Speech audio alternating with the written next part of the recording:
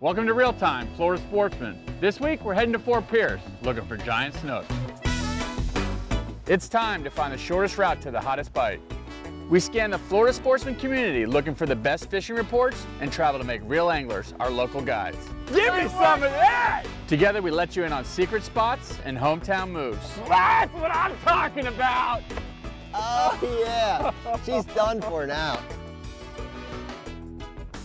This week we're doing something a little different. We're heading up to Fort Pierce with Mike Aletto. We're dragging the bottom with jigs for big snook. There's one. Got him? Yep, that's one. That's a good one. Oh yeah, my God. Oh my God. There's the ones we're looking for tonight. Look at the mouth on that thing. All coming up on Reel Time Florida Sportsman. So it's a little tough. We're sitting here in January. Cold fronts are just, washing down the state, one after the other, blowing out completely around the state. Winds are blowing west, 25 to 30. And there's just not a lot of options on where to fish this time of the year. Looking for something to do, knowing how bad the weather was, I got the call. I got the call from Mike Aletto. He said, listen, this time of the year, it really kicks these snook off. The turn basin, Fort Pierce bridges are going off. Get up here and let's try this, let's throw some jigs and see if we can land some big snook. And I thought, you know what? Let's do it. Let's get the Triton, let's head up there and see what it's got. All right, Fort Pierce Inlet, the turn basin, notorious turn basin. Mike Aletto, what do you got planned for us? Well, I think what we're going to do is we're going to go ahead and fish the bridges tonight.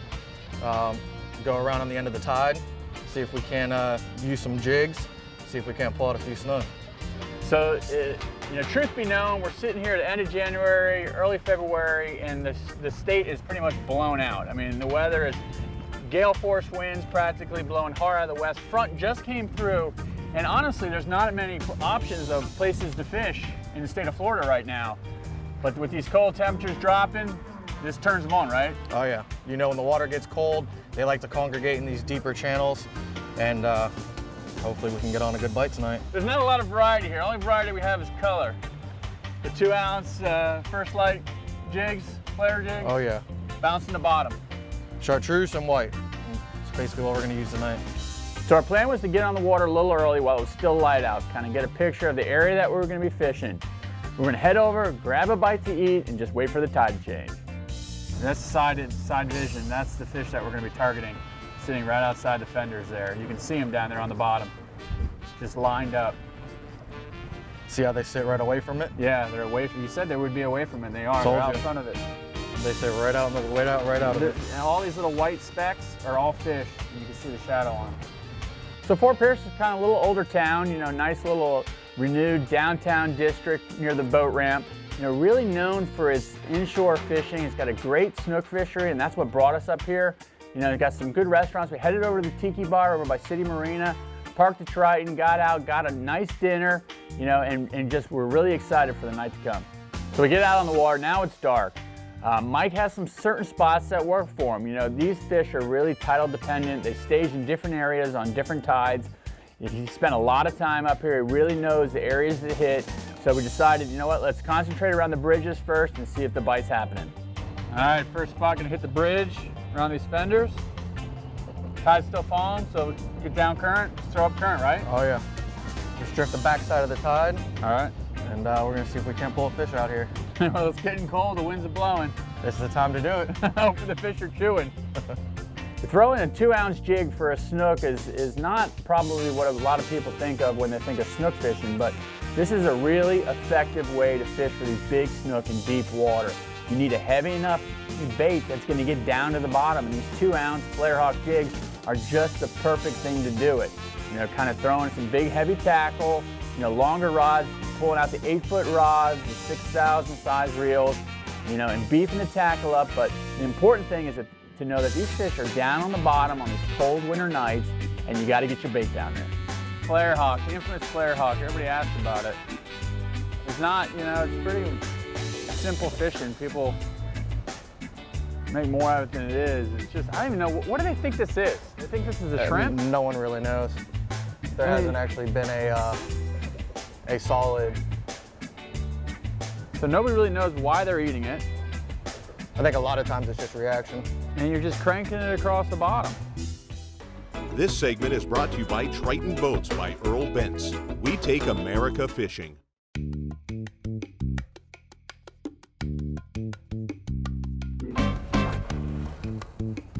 Yeah, see, we're sitting up here in the northern end of the Treasure Coast.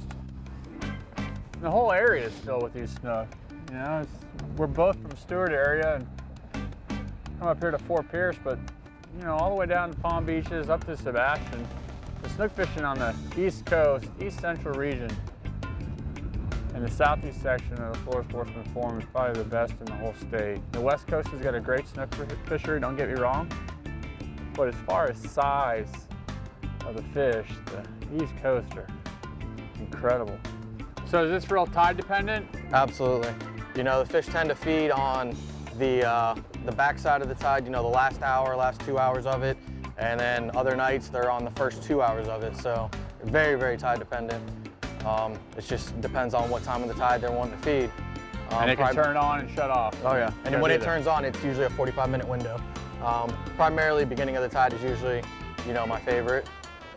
You know, the beginning of the tide is... Either way, incoming or outgoing, the beginning of that movement of water? Yeah, it's usually the beginning. Sometimes it can be, you know, the last hour, you know, which is what we're gonna try right now before we start the beginning of the next tide. So we're sitting on the end of the outgoing right now? Yeah, we're sitting on the end of the tide right now. The bite started out a little tough. You know, we have some tough conditions, and these nights when you think that the fishing is not gonna be good, this is the kind of condition that these guys look for though. We're dealing with the northwest wind that's blowing, you know, 25 gusts to 30. Temperatures are cold, they're predicted to be in the high 40s this night. You know, and the bite started out a little slow, but talking to Mike, he was more confident with the bite for the incoming tide.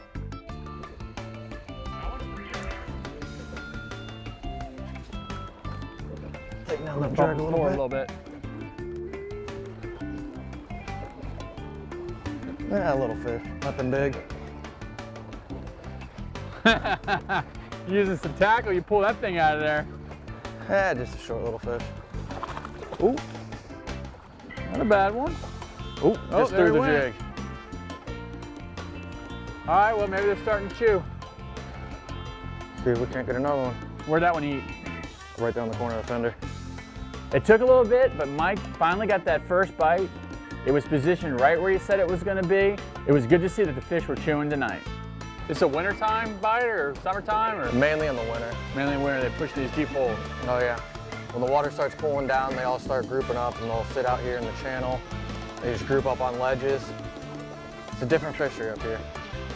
A real deep body of water here in Fort Pierce Inlet. Most people don't realize it's probably one of the deepest inlets around.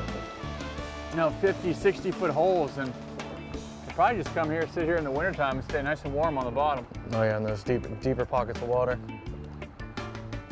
And the wind's really falling out. It was blowing practically 30 when we got here. It's right at the end of the outgoing. We're kind of sitting here waiting for the tide to change.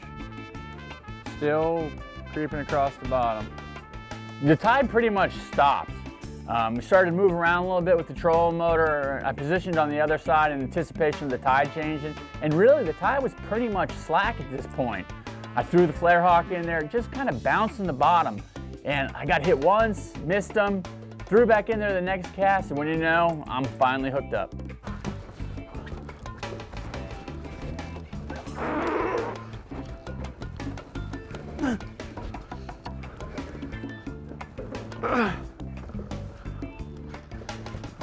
God, he thumped that thing.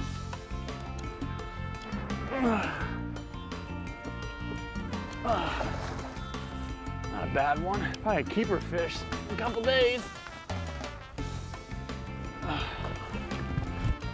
It's the second one that spot. About 3 casts ago, I lost one.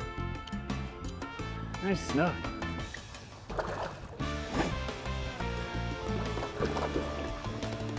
Grab him for me. Oh, so green. There it is. That's what we're looking for. Look how clean that fish is. Beautiful These fish. Fort Pierce fish are so light. Unlike the ones I get by me that are dark, this thing is so light. You can see that clear ocean water. Look at that jig. Oh, he wanted it. God, thumped it. 2 casts ago, I got bit, lost them. 2-ounce jig, creeping it across the bottom. Just the very beginning of the incoming tide. We've been sitting here for a couple hours, really struggling on the outgoing tide. Just changed. Boom. Beautiful fish.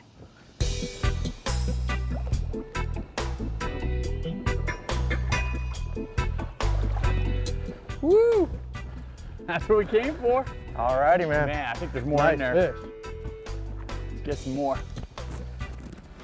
This segment is brought to you by Eagle Claw Trocar, the sharpest fish hooks in the world.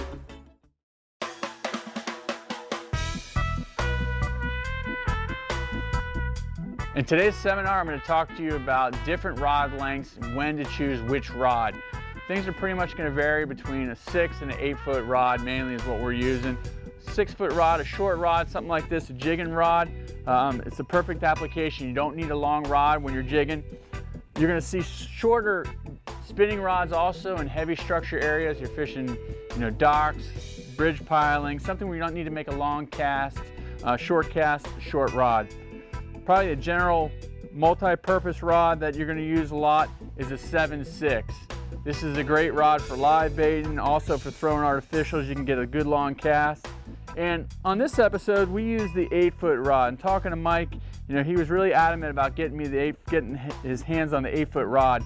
And the purpose for this is a nice long cast. We're throwing 2-ounce jigs all night long. An 8-foot rod is going to afford you the ability to make those nice long casts. Also, this is a heavier rod. It's got a lot of backbone. It's a 30 to 50 pound class, so you can really stop those big snooks.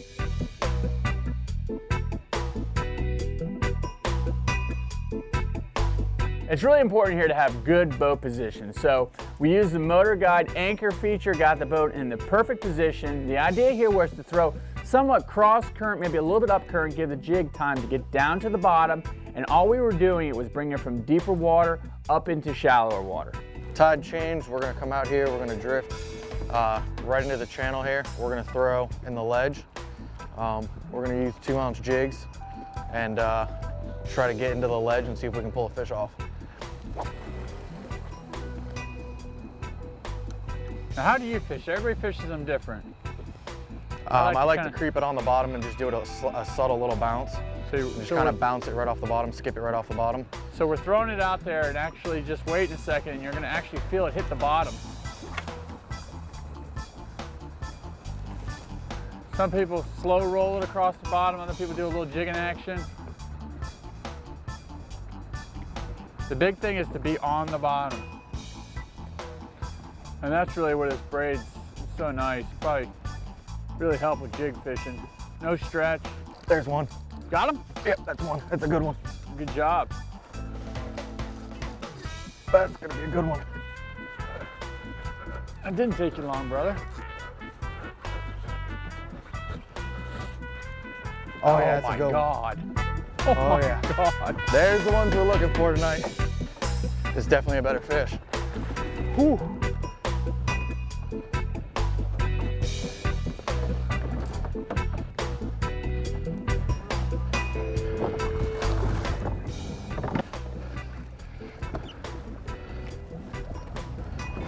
All right, George, that's what we're looking for. Oh, my goodness. Look at the mouth on that thing. It's a beautiful 4-pierce snook. I can barely lift that thing. Look at that. That is why you come up 4-pierce and catch a snookosaurus right there. Oh yeah. That is a giant, beautiful, clean. Literally pulled this spot. It was like your first or second cast. Second cast. Look at that thing. That's probably a 40-inch fish. Giant belly on her. Just inhaled that first light jig. Bounced it on the bottom. Woo-hoo. That was the hit I was looking for. God, dude, that is a giant. Look how fat that fish is. I mean, just look at the, compared to my hand, look how big that thing is. That's what we were looking for, George. Man, look at that line sider. That is a slob. How we let her get back in the water? It's a big breeder here. Let her fight another day. Oh.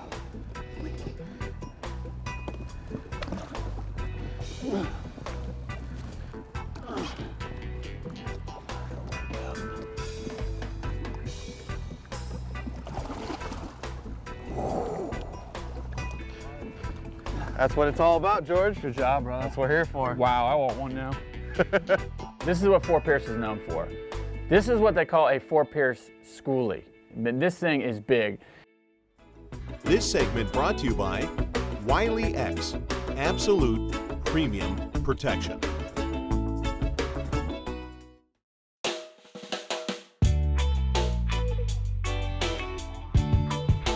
You know, when you're fishing this kind of heavy jigs, this is not for light tackle. This is, you know, we're using 8-foot rods, so you can get a nice long cast.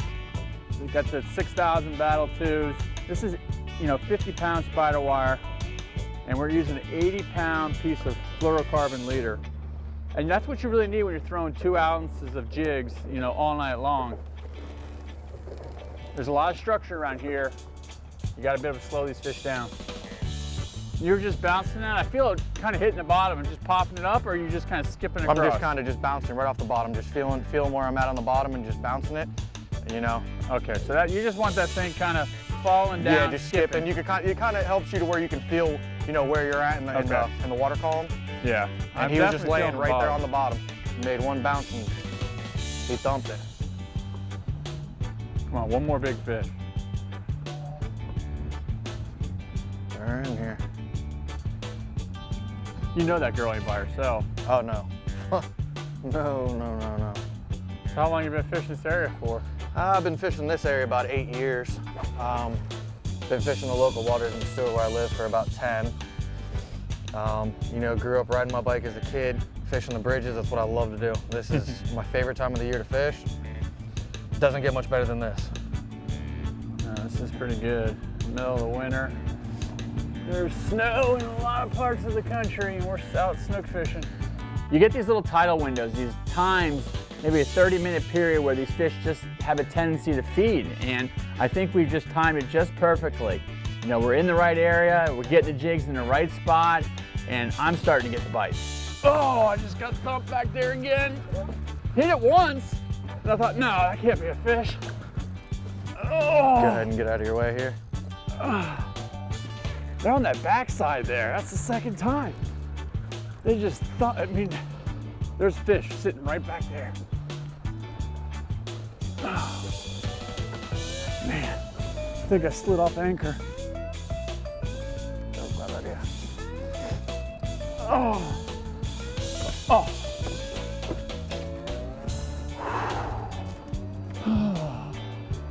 That felt like a good fish that I lost, but unfortunately doing this type of fishing, you're gonna lose a couple fish. A 2-ounce jig is a lot of weight. That snook comes up, starts shaking his head, and sometimes I just throw the jigs. Another thing is we're using braided line, heavy braided line, 0 stretch. Unfortunately, that's what you need in these heavy structure areas, but it's not forgiving. I tell you what though, when they come up and hammer that jig, using that braided line, you surely do feel it. I came to Fort Pierce for a big snook. I know they're here. Mike's caught one. I want to get mine. I know it's just a matter of time though. You put enough casts in, you're gonna get bit. Ooh, let me get out of the way. Jump? What the heck jumps? There's been little tarpon in here. I don't know what it is.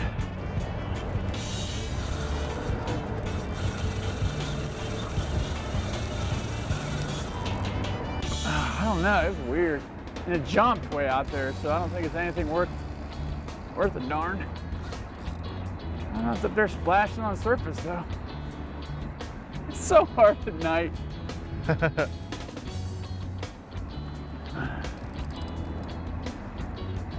don't think it's a snook.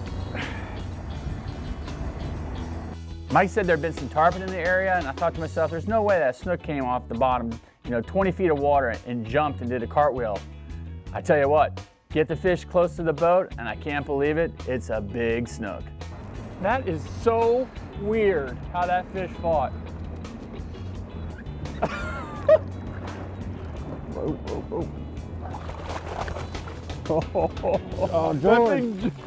That thing was 35 yards out there and it jumped out of the water. Look at the size of that fish to jump out of the water. Oh my gosh.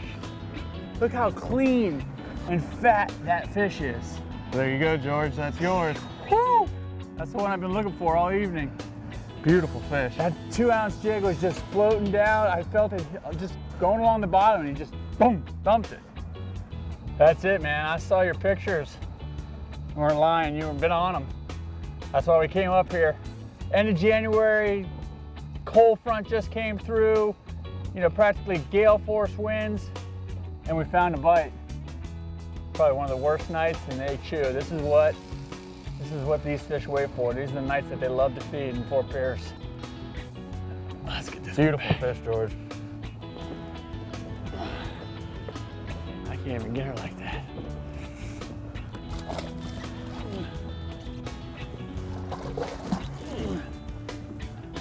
Put a head on her. Ooh, she's biting on my thumb.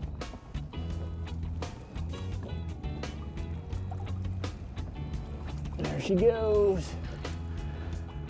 Down she went. Woo-hoo-hoo. All right. Awesome, bro. Wow. Wow is all I can say. On the worst weather week of the year, pretty much weathered out, no opportunities to go anywhere in the state, Mike Aletto reached out to me through the Florida Sportsman community and said he could get the job done. He brought me up to Fort Pierce and put me on some monster snook. It won't be my last trip up there. Getting crazy, round the camera boat. Hop in. You want to come to Fort Pierce and catch some spotted eagle rays? This is the guy to put you on them. I can't see anything, there's lights in my face.